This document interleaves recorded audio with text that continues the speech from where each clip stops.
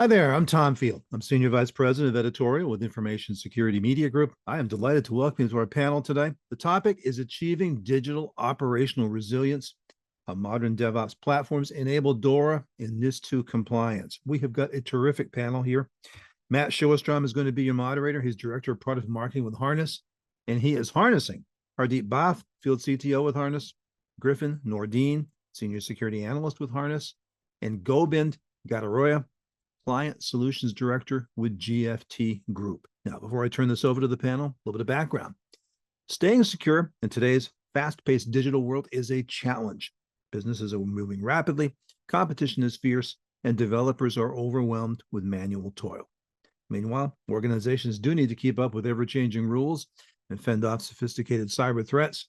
In this session, we will explore how modern DevOps platforms help bridge this gap by enabling compliance with the Digital Operational Resilience Act and the Network and Information Security Directive, all while building a resilient digital infrastructure.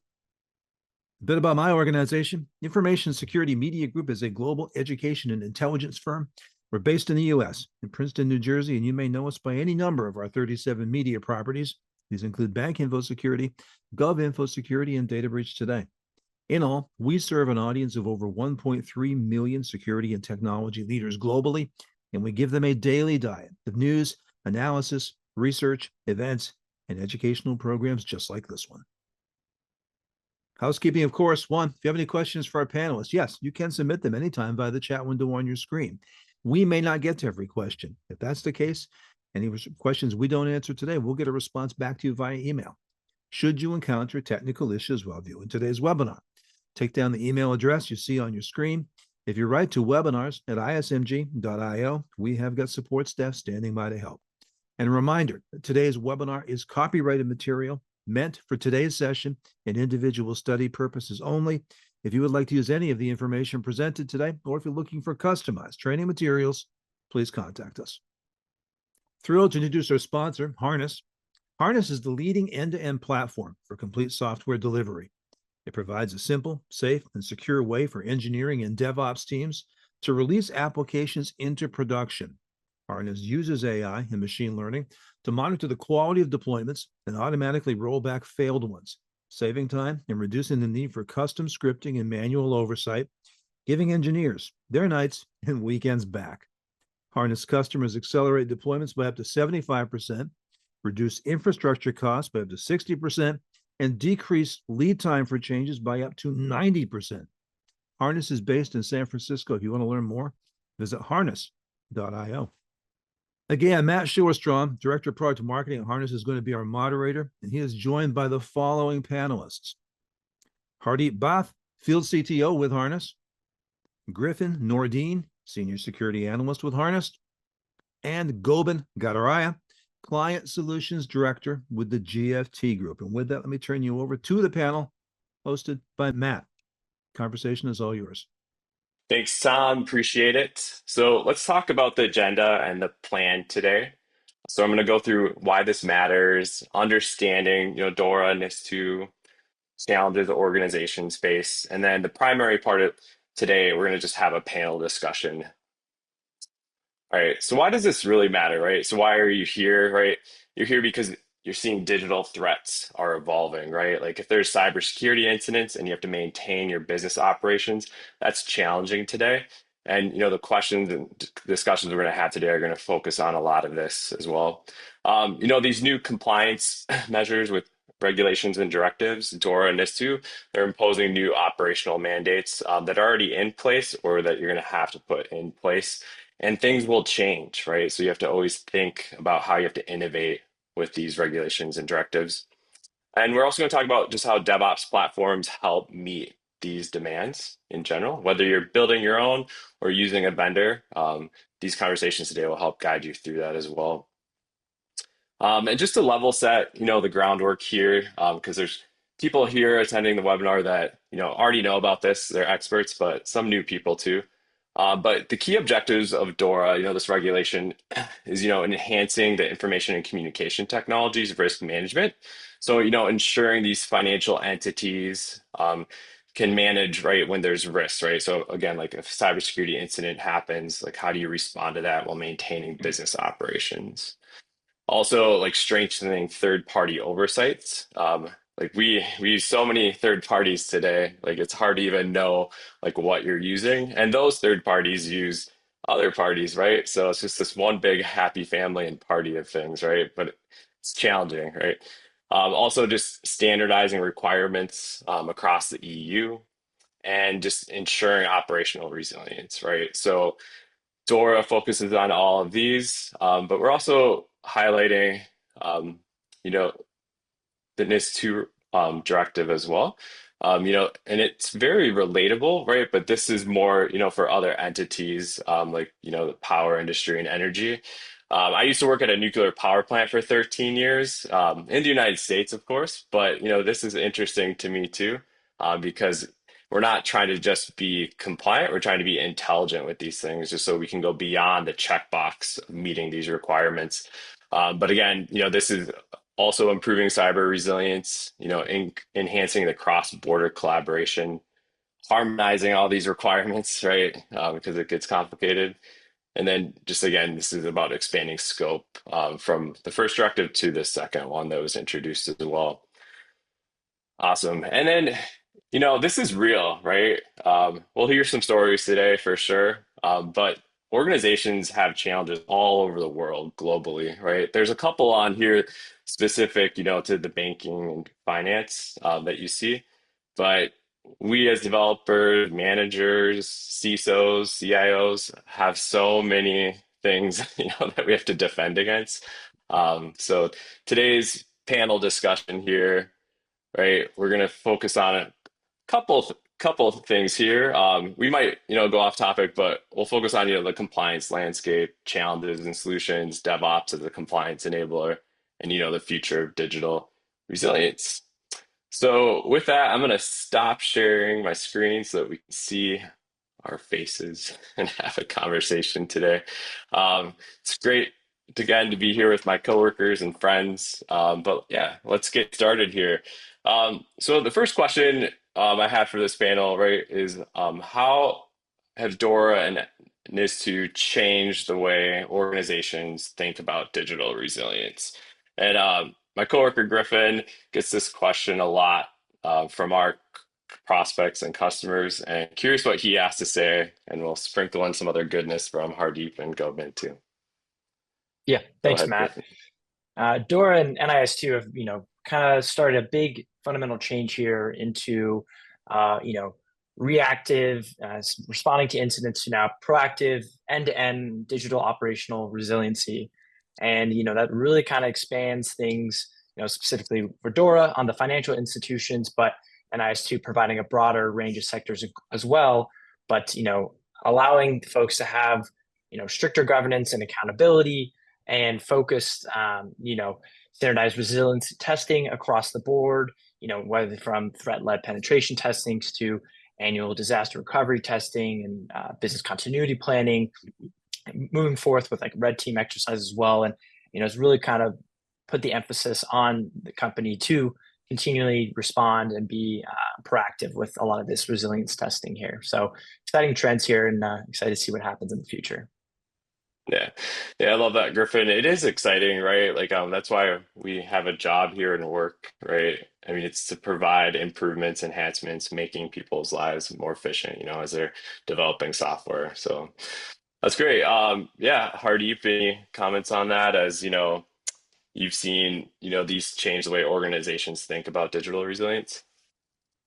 Yeah, I think as we have seen an increased level of threat from various threat actors and cybersecurity risk increasing across the world, what we see in sort of response to that is the kind of regulatory bodies moving to address how kind of can they keep the economy functioning? How can they keep the day-to-day sort of services up and running for the individuals and the citizens of the world? And how can they prevent from the economy from sort of breaking down, right? And that's super key. And we've seen instances like the Colonial Pipeline and other instances like that where a cyber event can cause like a quite a significant impact on the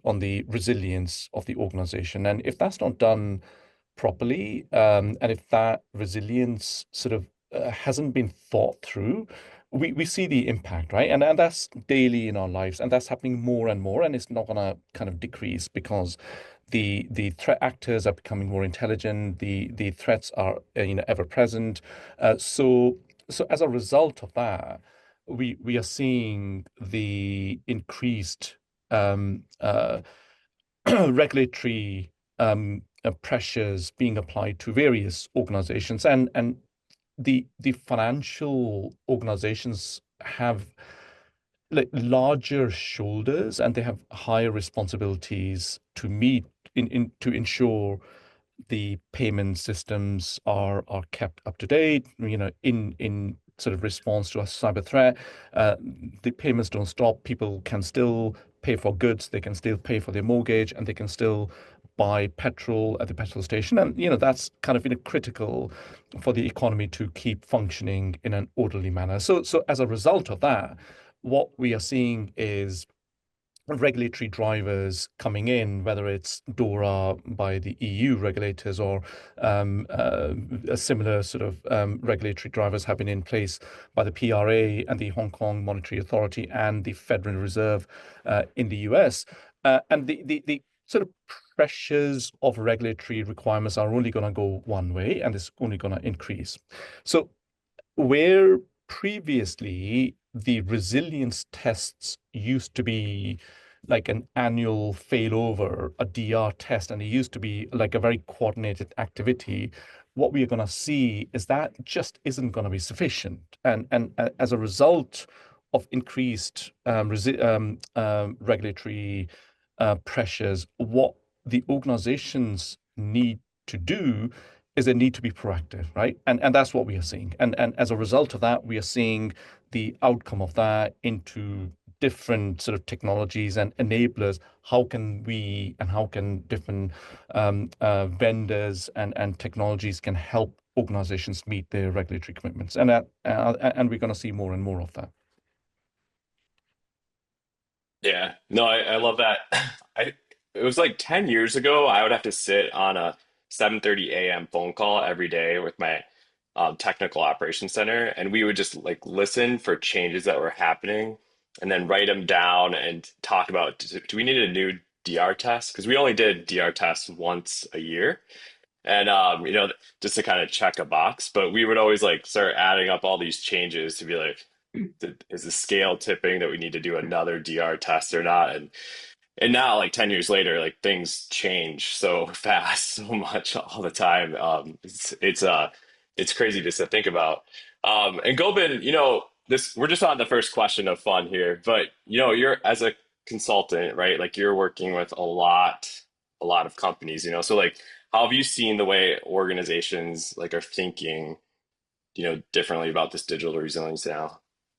So I know the way technology is evolving, right? And these threats that we get now, there's a lot that the regulators have to do in terms of keeping up with all of those threats, and then for the financial institutes, especially around those, to keep up with all those changes. But they have to do it, right? And they are doing this, right? So you certainly see, like you just mentioned yourself, Matt. If you were 10 years ago, you'd do the once over, failover, and so on, and just run tests. Nowadays, it's about how quickly can you recover on that service. And in fact, it drives it even further, right? If there is an attack, if there is an outage happening, right? How quickly can we self-heal? The technology is no longer about, okay, we're down, let's send some communication out and we plan to be back online within 24 hours. It's about how quickly can we automatically self-heal? How can we bring that back up, all right, and absorb attacks? Some of the hyperscalers, they're not even worried about the traditional attacks like the DDoS attacks, right? They have technologies now that will horizontally scale and just absorb that attack. And then intelligence built into that to be able to then filter out what is attack traffic and what is not. So certainly the technologies are there. The financial institutes are certainly adopting and trying to sort of take these on and use them. But because of regulations, it's never an easy thing, right? These changes need to happen incrementally, slowly, and so that sort of slows down these institutes in terms of how quickly they can implement. But once it's implemented, it's not too bad, and they are certainly shifting in the right direction. And I think that's the most important thing, that they're moving in that right direction effectively. That was it. Yeah. Yeah, no, I love the word absorb, actually. Like when I think about resilience, it's like you're going to get hit, how quickly you're going to bounce back, but you're right, like you're absorbing that impact, Yeah. right? And yeah, brilliant. Love it. Cool. Let's move into some more questions. This is around more challenges and solutions, and Hardeep is going to take this one. But how do DevOps and security teams typically work together with this? And like, where do they struggle? Yeah, so traditional kind of silos in the organizations prevent that communication flow from happening, where the dev teams are sort of isolated, and they work in isolation from security teams. Security teams define sort of the standards and the policies which need to be met, and sort of generally the communication happens either via an incident, a breach. When something like that happens, people come together, or when some standards or policies are not being met, right? When you're building a new system and a new application, and those standards and policies are not being met with the software that you're building, the infrastructure and the application you're designing, that's kind of where the two parts of the organizations traditionally, they kind of come together, or they have kind of heated discussions or arguments, or discussions, right? And that sometimes that can lead to kind of friction with how developers feel that they should be working, or they can't work, and that leads to kind of misunderstanding of what security need the development team to do, but the dev teams generally feel security are just in the way. So we find this traditional sort of balance very difficult to achieve, of innovation velocity and change velocity against kind of securing our ways of working, and the two are super coupled together, because the more secure system is the one that's shut down, right? That's kind of generally the example that's given, and that's not going to make any money for the organization. So the balance has to be sought, right? So what we are seeing now, with the advent of moving away from DevOps to DevSecOps, I think is a really kind of good positive move in the industry, where the efforts to bring security into the DevOps and DevSecOps ecosystem early on, as a proactive measure, I think is a really good one. And we are seeing that practice becoming more and more common. When I took the DevSecOps role in my previous organization at Barclays, it kind of was still fairly new, but like we are seeing that now across the industry as a standard role, which the role basically is to bring security into the fold, into development teams, early feedback, shift the information left as much as possible, so that the developers can make informed decisions early in their life cycle. And that's yielding positive results for sure. Yeah, I know. Like I'm on the DevOps team at Harness as a product manager, and I interact with Griffin and his team through Slack and tickets. I mean, creating a security ticket to get an answer is like such a great way to document, so that it's findable and other people can work it too. But yeah, I know I can speak to that. Like when we're developing a new feature at Harness, besides, writing down the requirements, doing customer research, we're talking with security on like what kind of data are we going to consume? Where is it going to be located? How are we going to like recover it? because we do, disaster recovery tests at Harness, and we always want to make sure that as we're building a new module, like what's that going to look like for recovering. So I feel like I don't have any struggles to speak of yet, but there's always kinks in the process that we work out. So there's always a good feedback loop. But yeah, Griffin, anything you can highlight, about what you love working around with DevOps teams? Any Yeah, struggles that you see? I think shift left is the fun buzzword that the industry loves to have, and I think it is true. Ultimately, the sooner security gets involved, the less headaches there are down the line. And I think that being said, having third-party tools integrated as part of your secure SDLC process really allows you to kind of focus on some of those, initial vulnerability management, code analysis, situations before they can lead to problems down the road. But organizationally, as well as we're really seeing least privilege and zero trust taken to heart here, and folks are really understanding the benefits of what privileges are we really only going to give them for a certain amount of period with just in time. What audit trails do we have non-repudiation to see what actions are being taken by these DevOps engineers. So I think it's very interesting. I think a struggle I hear from customers, at times is as tools are being onboarded, what is that security, review process looks like? How is that going to be continued monitored? Nth party review and third party review is going to be something that's going to continue to grow as companies grow, because you're going to have to outsource certain tools. So I think that's something that is an opportunity, but also can be a struggle at times, just given how you're working with an external party there. But yeah, it's an interesting view to see how customers are adapting to that, and what steps they're taking as part of their onboarding, and what steps they're taking as part of ongoing monitoring for their third-party management.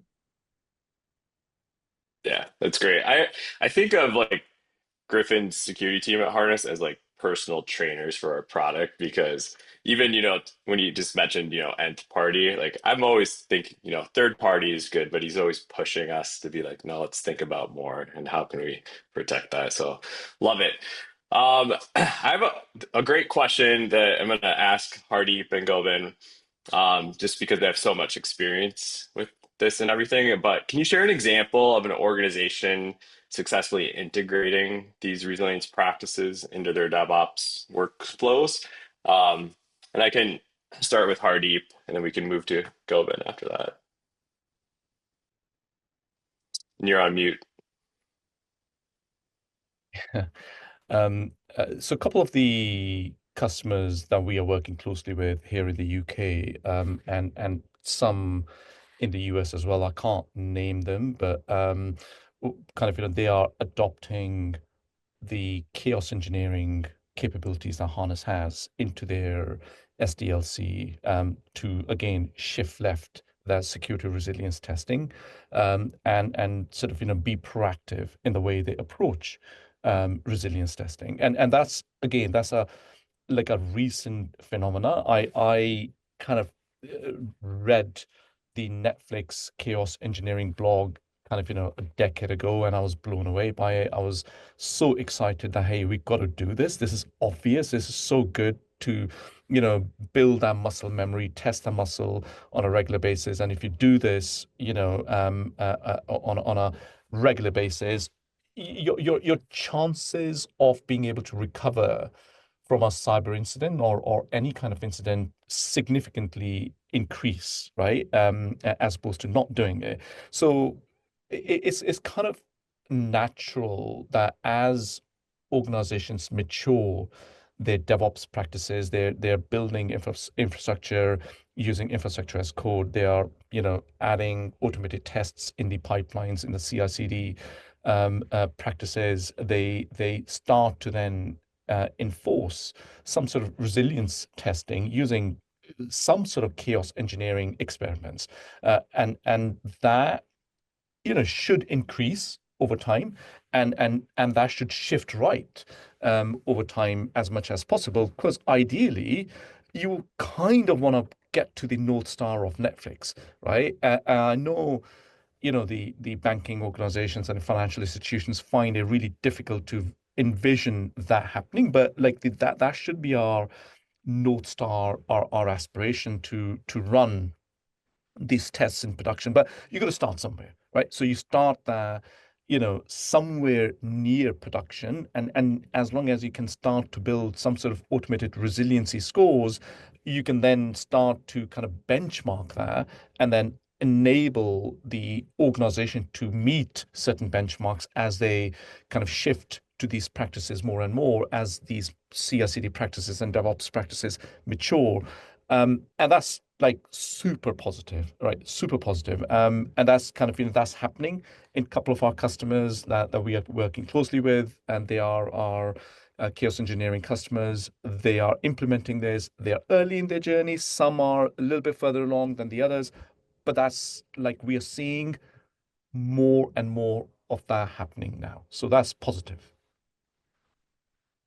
I would just like to say, I think it was took 20 something minutes to say chaos engineering, but I love it. So, as a product manager for our chaos engineering platform at Harness, I love that. So I'm so excited. Like, again, 10 plus years ago, people were always like, what is this? And then, 5 years ago, it was like, how do you do this? And now people are like, let's do this. So it's great. But yeah, Govind, how about you? What's been your experience with So, that for so organizations? Sure. So similar to Hardeep, I can't really give names of some of the clients that we work with on this, and they are tier one, tier one banks effectively. But certainly they are adopting it. They're very early on in their journeys. There are little areas where they are testing out various chaos engineering functionalities, not in production, but very close to production environments, and they've got that built into their pipelines. I think the more important part of this is not just having the technologies there, right, the tools there, but actually the shift in the mindset of the engineers. I think that is massively important because you're going from developers just knowing development and writing code to actually having to understand a little bit about architecture, to having to understand a little bit about security, a little bit about resilience. And all of this is actually changing their mind from a very technical mindset to more of a business-driven goal. And that's massively important because, we talk about DevOps, and actually really there is a much, much broader pipeline that we have to discuss here when we're talking about DORA regulations, and security, right? And that is really that whole SDLC, right? The whole SDLC process, the ceremonies, the agile ceremonies that you have beforehand, even your release strategies, your ring deployments, or however at the other end as well. So, having that entire SDLC pipeline built out and then injecting security right from your architectural patterns, your developers then have a better understanding of why they are building, what they're building, and what is the purpose of that. They start to understand, mean time to recovery or time to resolution, instead of just understanding that they're writing code. And that's massively important because that drives all the engineers, it drives that whole ship in the same direction then. And by doing that, you then start to inject all these various, methodologies, testing methodologies, but also, your resiliency factors, failovers, right? Absorbing how quickly you recover, and then ultimately chaos engineering, right? Injecting chaos into a controlled environment. Most people would think, why do you want to do that? But there is a rationale there. And the most value you're going to get out of this, as Hardeep you mentioned, is going to be to do that in production, right? Have that North Star that we're doing this in production, because doing it in a pre-prod environment will sort of tell you, yeah, everything should behave in this way, so long as, and it's that so long as these two ecosystems are identical. And the whole idea of when failures happen, it's because of something that we didn't think about. So having all of that, happening in production environments drives confidence in your infrastructure. It drives confidence in your code. It gives you that peace of mind that you have been very secure in what you're writing and building out. So yeah, it's a mindset shift. I think that's very, very important here. And just to add to that, Govind, that's a really good point, right? Because as you sort of, shift that experimentation into production, what you will uncover is, are your kind of, operational teams ready, right, to be able to respond to an incident? Are your are your is the information that's being sent into the logs, are your monitoring systems kind of behaving the way you expect them to? Is it alerting the right things, and is it alerting the right people? Are your run books kind of, sound so that you can execute those? Do the people in the ops teams know where to go to for those run books, and figure out how to execute after a failure, or after an incident happens? Now, it's a little bit like purple teaming in security, right? That we kind of do, where the red team exercise will try to blast into a system, but the green team will see how the seam is responding to those events and stuff. It's kind of like that, but at a bigger scale from a resilience perspective, which I think it's got so much value, because what happens a lot of times we find is something happens in production which is outside our knowledge of a body of knowledge, and we don't know how to respond to it because it's a black swan effect. And it's trying to minimize those black swan effects. When they happen, you are ready to execute on the run books, and the operational readiness that you have practiced during all of these experiments, right, in a controlled way. So I think that builds massive resilience in the organization, not just the architecture and infrastructure and the application resilience, but the resilience of the organization. And I think that's like a major difference. Agreed. Yeah, it absolutely is. And going back to the DORA regulations, right, or a lot of regulatory environments, they require you to inform them when an incident has happened, right? How soon did it happen? So if you can identify and observe and notice when an incident has happened, and then recover from that, or really, really quickly, or just absorb it, right, so that you can then keep everything protected. It means that when you inform the regulators, look, we had this blip, it literally goes from this major outage to actually it was just a blip that we saw here, right? It's these kind of things. It reduces that risk effectively that you're going to really have an outage by having that mindset in the correct way, having the observability, and your Absolutely. ITSM again, which goes into your whole DORA regulations as well, how you manage all of that. And just on that point, then I'll sort of, it's a nice little tangent, Matt, to talk about kind of, how do we bring all that information together when you have the information in your pipeline to do the build and deployment, and then something happens. How do you respond to those incidents and stuff? And I think it's like a really good segue to talk about our maybe incident response module that's coming soon, which will help kind of close the loop on some of that, right? Well, hopefully we should be able to answer that question. How quickly can you respond to regulators with the right information? Because you've got this joint up view of I'm building this, I'm testing this, I'm making sure it's kind of resilient, and I'm deploying it here. Now something has happened. Now you got the context in that window, and you can then start to recover using the incident response capabilities that Harness is building. And I think that's probably a really good segue for you to potentially just talk about that very quickly.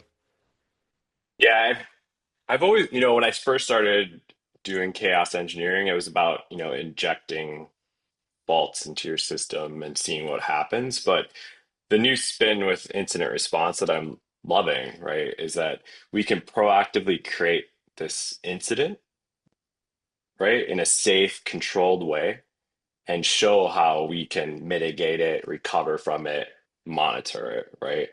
And it's a beautiful perspective to look at that, right? Because rather than waiting for this incident to happen, seeing what broke, maybe doing like a chaos test to prove that you fixed it, like you can think of a chaos test as running it proactively and seeing how your system responds, and then documenting it, putting it in a run book that's automated so that it can trigger again, if that same incident happens.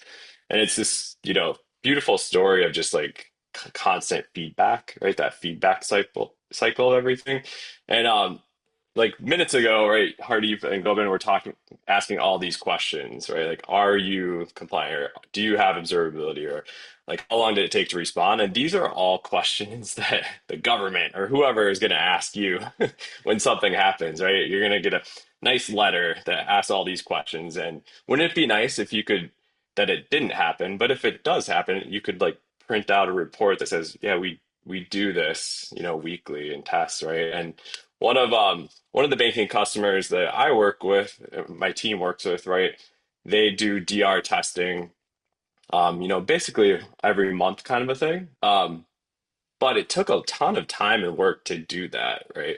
And now what they've used with our chaos engineering platform is they've automated that. So they use our pipeline not just to inject faults, but to put ticketing in, right? Like, let's do a, Jira ServiceNow ticket. Let's get approval. And it's not just one manager approval. It's usually multiple approval.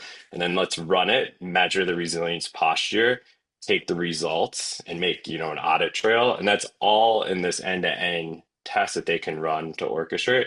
And they can just do it more often, right, with repeated results, which allows them to work on better things, innovation, or just training the people, right? Because as you know, resilience is about technology, but as humans, we have to absorb a lot too. So I think that's what's great about these Absolutely.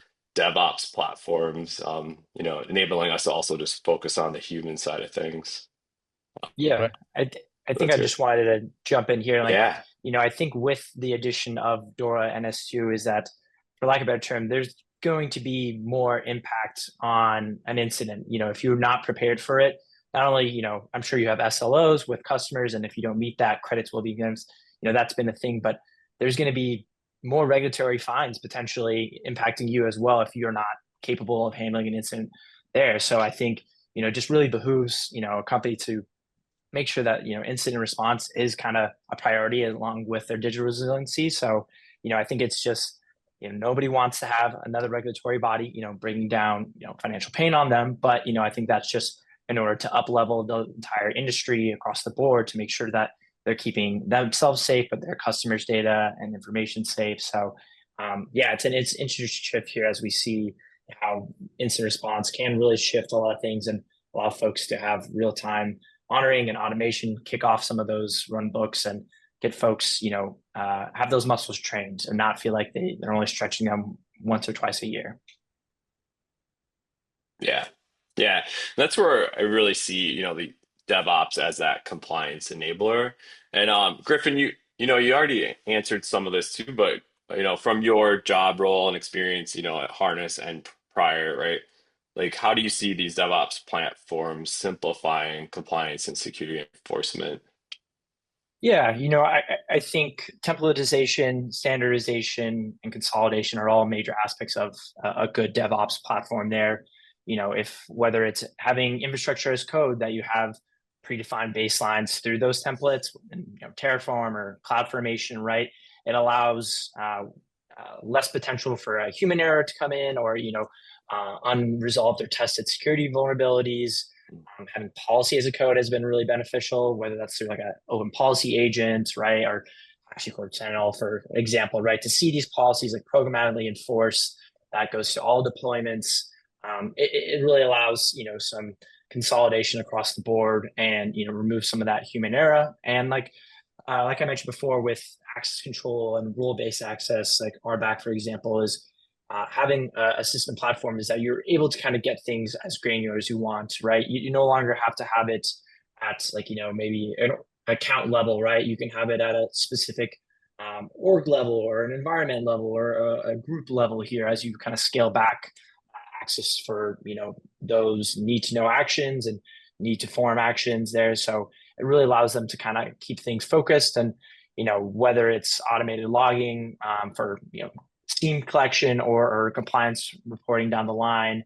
I think the DevOps platform really allows you to kind of have that, end-to-end concealment of it all, right? And ultimately, reducing human error, reducing foreign influence, and having just repeatable, consistent processes that, decrease time to deploy. That really allows the folks to focus and continue to build and focus on that innovation. So it's been exciting here, and a lot of these DevOps there too, platforms have that shift left focus of, security from the get-go, whether that's scanning, chaos engineering, so forth. So it's been exciting to see the release of more and more platforms and modules that kind of go forth with some of these trends. So compliance is hopefully, getting a more repeatable, automated way for companies to progress.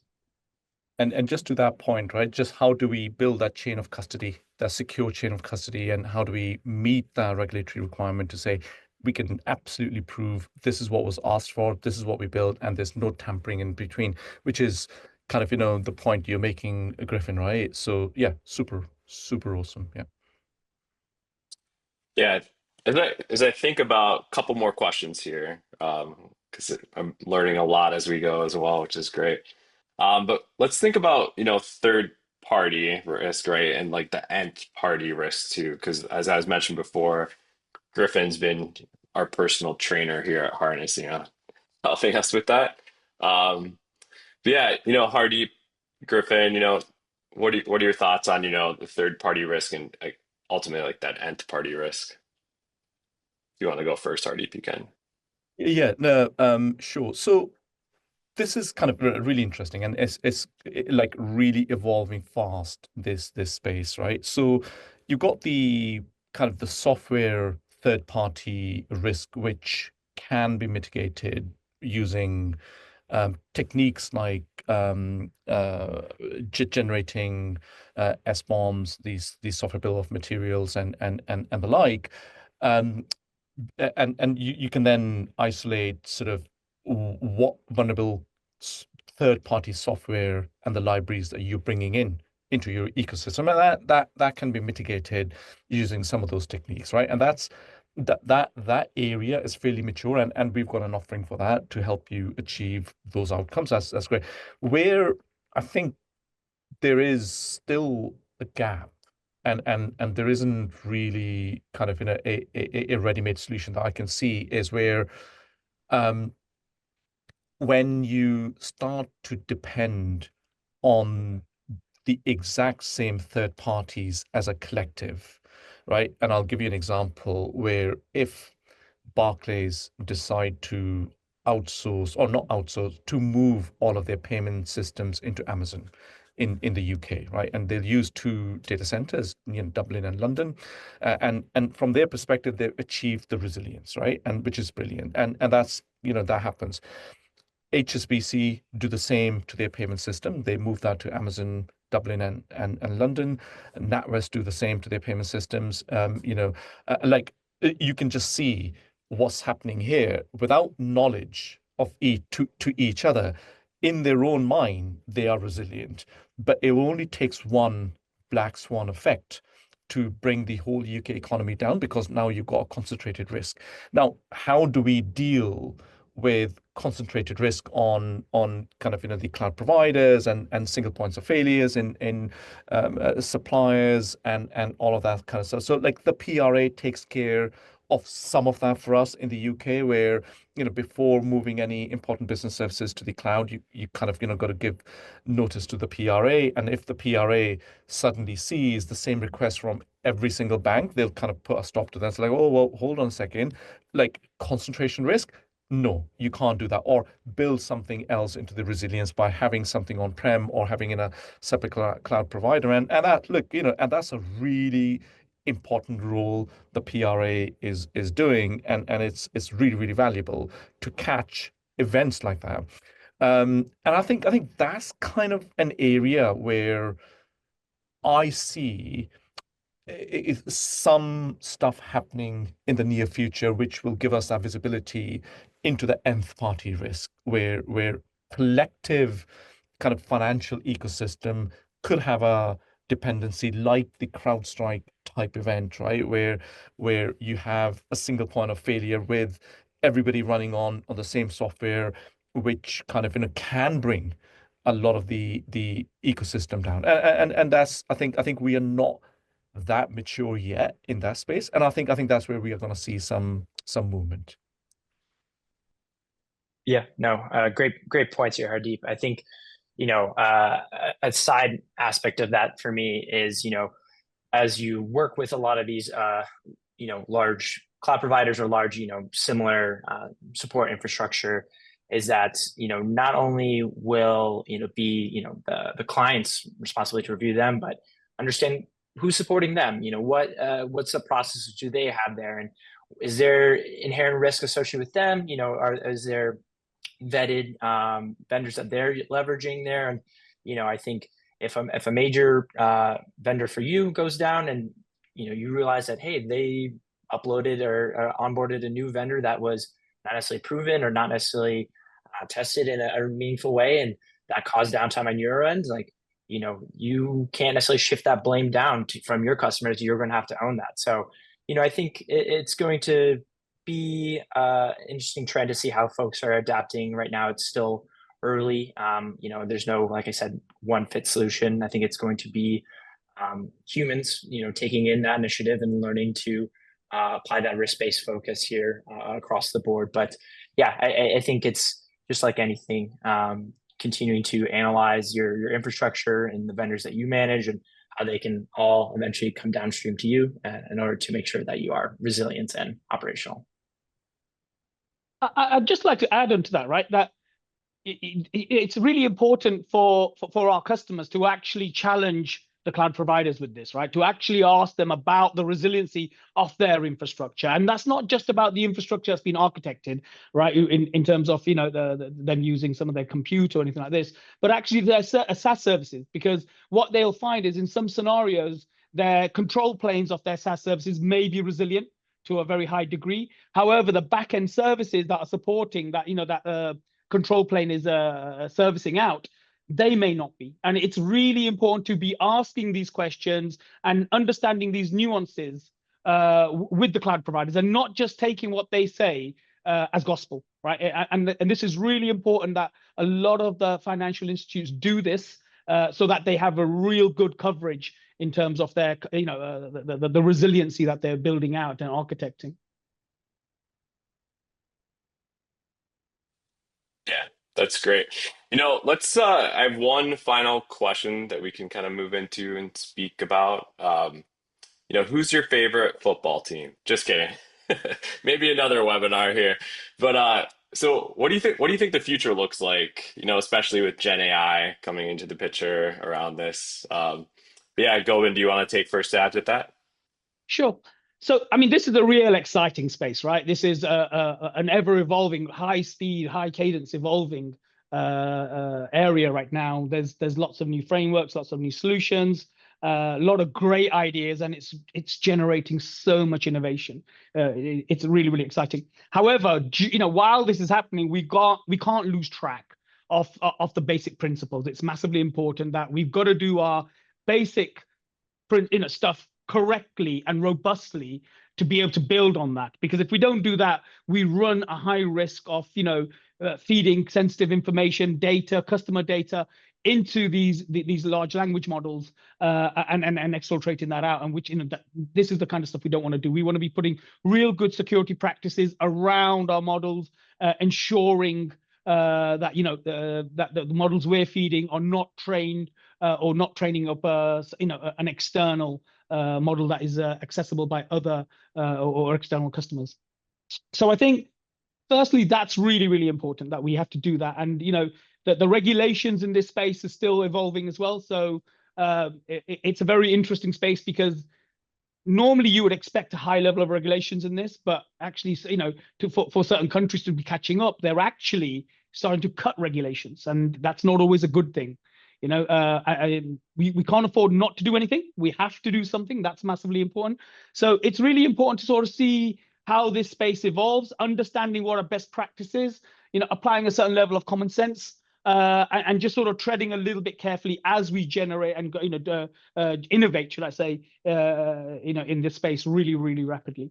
So, and maybe this is a bit of a shameless plug here, but GFT, we actually have tools. We do a lot around this, right? We spend a lot of time with blockchain, a lot with AI, Gen AI, ML, and we actually have a lot around SDLC and how you automate that with Gen AI and things like this.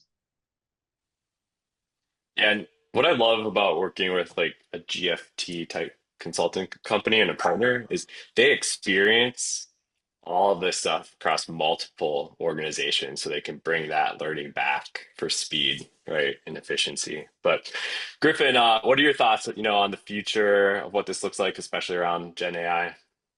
Yeah, to come in from back of house security perspective, I think ultimately awareness and education within your company is paramount. We're not going to be able to, deep dive on every single new Gen AI model that comes out. Like naturally, things are going to progress at a rapid state, but I think informing your teams the best practices on, what to understand of what data should you be giving, what access and integrations are appropriate, I think is huge. And it does come down to a common sense, right? Is this someone that we maybe have a contract with? Do we have an NDA and data processing addendum, right? Is there legal backing in this, or is this something that I just found on the web and maybe I should only do like silly personal questions to this? I'm not putting any sensitive company data in there. And I think that maybe sounds common sense, but in this fast developing world, when you're trying to build and push products out as fast as you can, I understand that engineers are looking for tools that can help support them in any way. So, I think coming in from a sense of just education and awareness really helps a company grow and just stay resilient, for lack of a better term, stay secure. So I think it's interesting there, and I think that's kind of what I've really seen the emphasis on, and how to train employees to best tackle some of those Gen AI tools. Griffin, I want to see you make like a shirt that says "Stay resilient, be secure" or something like I that. can I So can do that. I could do that. yeah, but yeah. Hardeep, how about you? Yeah, look, I mean, given everything Griffin and Gobind mentioned in making sure you're sensible in how you use the models and train the models and keep them secure and keep the data secure.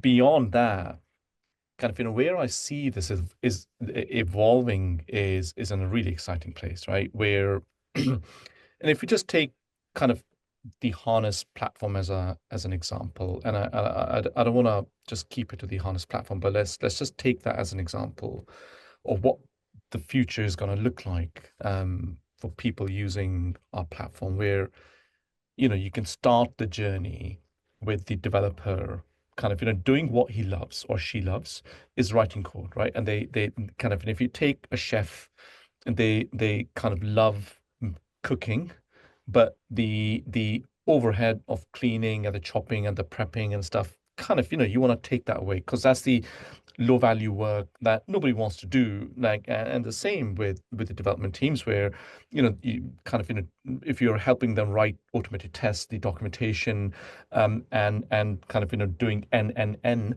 etc. bits that they kind of traditionally have struggled to do, but let them focus their time on writing code, which is what they love, is what we see as happening and evolving in the SDLC from the start to finish, where building the infrastructure, deploying the applications to it, figuring out what's going wrong when you deploy a change to the environment, and see what's gone wrong as a result of something happening, and the Gen AI capability around all of this tool chain being able to help us reduce the mean time to discovery and the mean time to recovery, I think is going to be like really important, right? And that's where we're going to see like immediate value in this ecosystem in the very near future. And like we are doing it, and I know we are building a ton of capability into that space, and I'm really excited about that. And that's going to help kind of the lives of the operators and people who are supporting the production systems and stuff, helping them not get out of bed, in the middle of the night and stuff, to support something that's happened. If the Gen AI agent can then look at the run book that we discussed before, can execute on that and self-heal to some extent. I think some of that theory is going to start to become real, right? That's really exciting for me. Yeah, I love it. I love your chef analogy too. Like I hate dicing tomatoes and chopping up garlic and onions. I also hate the dishes, so you could add that to your next story as well. So was for that. This is great. I'm going to share my screen again here, and hopefully you learned a ton from this panel. This conversation, ends today, but it can keep going through conversations with Harness and GFT. And Gobin, GFT does a lot, but do you want to say anything quick about what you're doing? Yeah, sure. So I mean, we're investing heavily in AI, Gen AI, ML.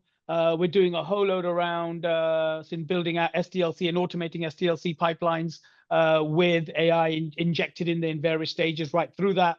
But additional to that, we do a lot with the financial institute, certainly in the UK and in Europe. These are just some of the customers that we work with. And yeah, we just have a very big footprint in that. Anything to do with FSSI. Awesome.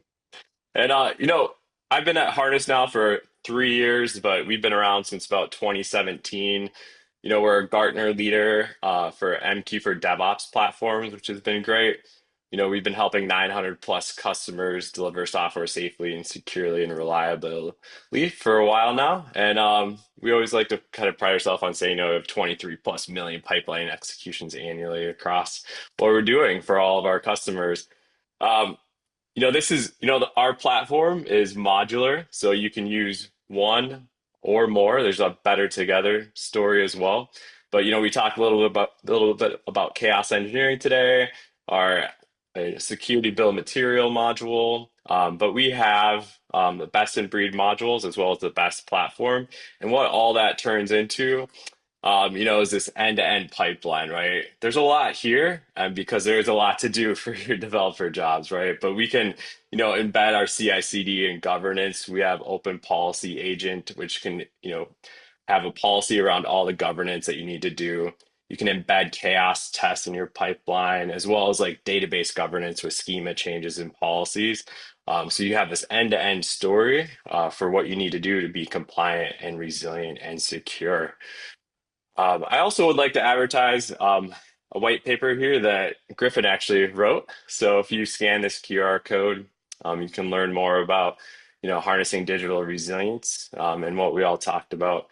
But appreciate everybody's time. And I just want to say thanks. That does bring us to the end of today's session. I want to thank Matt and the panelists for the time, for their insight. I want to thank you for taking time out of your day to attend this session. As always, I look forward to seeing you at one of our next events. Until then, for Information Security Media Group, I'm Tom Field. Thank you so much for your time and attention today.